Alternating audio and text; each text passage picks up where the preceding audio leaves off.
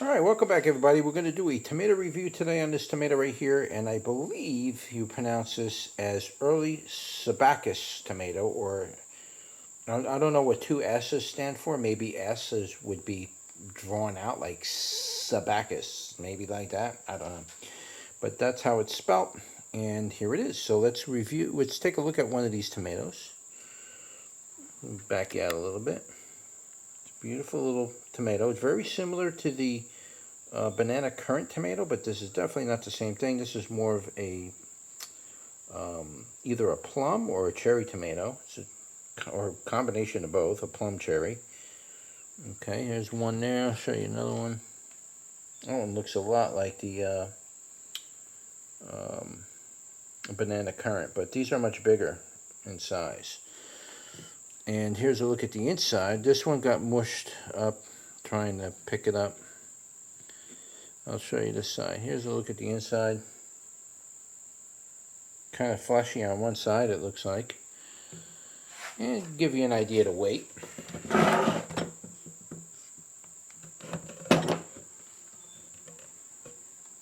This will give you an idea of what we're looking at as far as weight goes. So just let the scale zero out, and then we can go and weigh one. Put the bigger one on there. Now, I do believe these can get a little bigger than what you see here. Mine didn't get too much bigger than this, about 0.4. It's probably 0.3. 0.3. And here's even a small one. 0.3. Okay. That'll just give you an idea of the weight. So let's go over there and let's do a bricks. Back out a little bit more. And we'll do the bricks on it.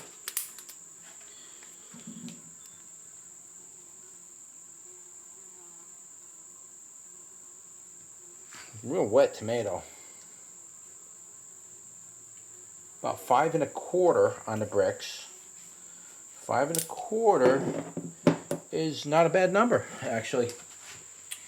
So let's give that a taste test. A lot of seeds in this variety. I'm going to taste test one more, and then we'll come up with our numbers. I really want to get a full rounded flavor from it. Okay, I think I got my numbers. I got to get these seeds off of here because I got to put my cheat sheet down there. So let's get these off. Give that a little wipe. Put our cheat sheet down. Cheat sheet's getting dirty already.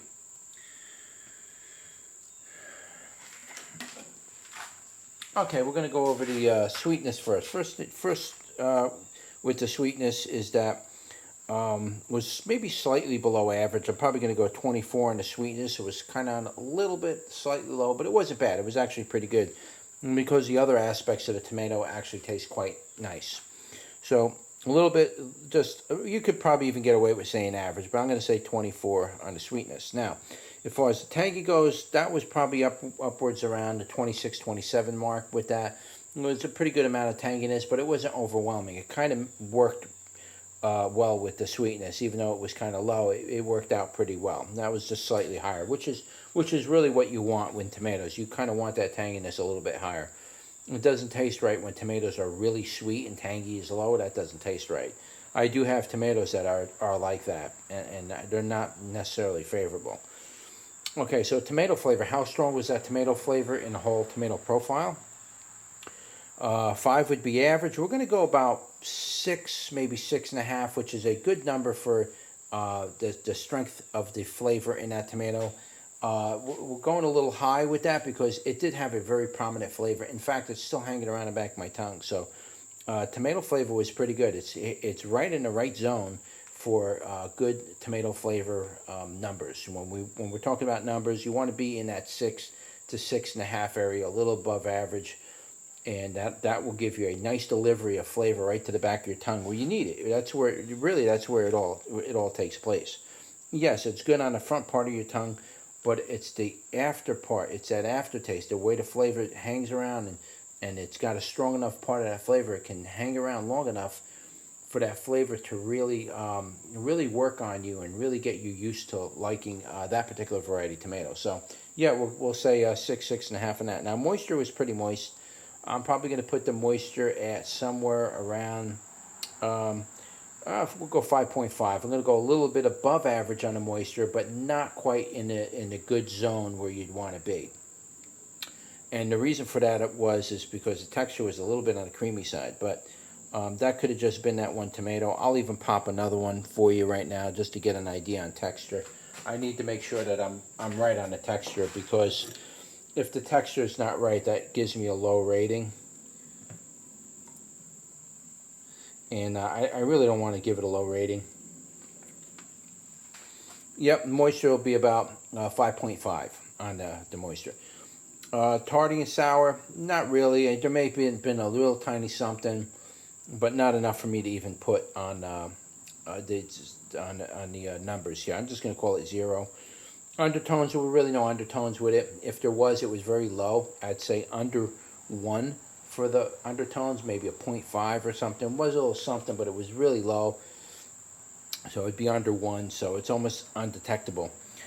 Texture, unfortunately, is going to get a lower number, and I wasn't happy with the texture because it was a little bit on the creamy side.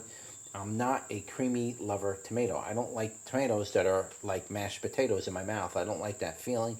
I don't like tomatoes that are grainy, and I don't particularly care for tomatoes that are dry and chalky. I don't like those type of tomatoes. This particular tomato wasn't dry and chalky, but it was a little bit like mashed potatoes. Um, I've made sauces with tomatoes that were a creamy type of tomato, and that really didn't come out too good. It was like cooking applesauce. I didn't care for it. So, unfortunately, with this one, we're going to go with about a 4 on the scale. 10 would have been the highest, but we're going to go about a 4 on the texture because of that slight creaminess to it. It wasn't grainy or anything, and it wasn't dry. It was just creamy-like. And again, that's not one of my favorite traits in tomatoes. Had that been creamy and grainy at the same time, no, that number would have been a lot lower. But it was just creamy, so yeah, I guess you could work around that, I guess. But for me, it's not one of my number one things I like. Production was okay. In fact, it wasn't as good as I would have liked to have seen it. But I'm going to go a little low on the production, probably go about a 4 on production. It was a little under average. It seemed like this variety is a little bit more temperamental, so you're probably going to have to or want to grow this particular variety by itself and take care of it and baby it and give it its baby bottle, that kind of a thing, and it'll do good for you. If you don't do that, this tomato is not going to do very well, in my opinion. It likes to be babied and watered and fed and everything else. So just keep that in mind. Production was a little low because I didn't baby the plant. So it may have been higher had I broke out the baby bottle and blanket. It may have done a little bit more. So maybe next year we'll break out the baby bottle and blankets. Skins was a little bit on the tough side, but not bad. Probably go maybe on the skins. No, they broke up pretty good. I'll just go average on skins because they did chew up pretty good. I did swallow them. I didn't have to spit them out or anything. Just go about average. You just got to chew them up a little.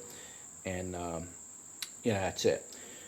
So as far as seeds go, when I rate tomatoes based on seeds, when I go 0, what I'm referring to is not how good or how low it was. It's basically how much seeds are in the tomato. So a tomato that would rate as a 10 would be nothing but seeds. It would be skin and seeds. That would be a 10 tomato. In the middle of the road, which would be a 5, that would just basically be like your average tomato. Whether it's a cherry tomato, regular tomato, the average amount of seeds in that tomato would be average. And of course, below that number, if it's very low, would be like Oxheart tomatoes or seedless tomato varieties. They have very little seeds in them, and because of that reason, you don't get a lot of seeds. Now, you say, well, why are you even including that number in here? Because some people grow tomatoes or vegetables for seed specifically. So they might be a seed company and they're growing it specifically for seeds. This kind of is more for them. Also for people too, they make a lot of sauces. Most of their cooking includes a lot of tomato sauces. And because of that reason, they're looking for tomatoes that are generally lower in seed content. So I'm starting to include the seed content as well in it. So just so you know, when I'm rating it, when I hit average, that's about what you're going to see in every tomato. The average tomato's amount of seeds in it. So we just normally go average. You're not really going to see those numbers go too much higher or lower than that. Once in a while you do, but in general, those numbers don't go too much higher. With currant tomatoes, you'll generally see those numbers really much higher because currant tomatoes are just basically skin and seeds. So, but every other tomato will generally be somewhere around that middle zone. All right, so with this tomato, I'm going to just basically say that's about an average on the seeds. It wasn't too much or too little. It's about what you're going to get in a tomato this size. You'll get the same amount of seeds as you would with most any other tomato that size. So it's about average. You go middle of the road on the seeds. Now, how do I rate this tomato? 1 being the highest, 10 being the lowest. Well, I'm gonna go on this one a little bit lower than 5. That would be on the 6 range. 1 would be the highest. So we're going a little bit lower than that, and that's mainly because of the creamy effect. It was not that creamy effect really turned me off. And I've eaten a bunch of these tomatoes already. They're all kind of doing the same thing. So it's more of a tomato that's a creamy variety. Some people like that, by the way. But for me, I don't particularly care for it myself. So because of that reason, it caused me to go a little bit below average, which would be 6 on this scale. 1 would be the highest. The other thing that kind of caused me to lower it a little bit was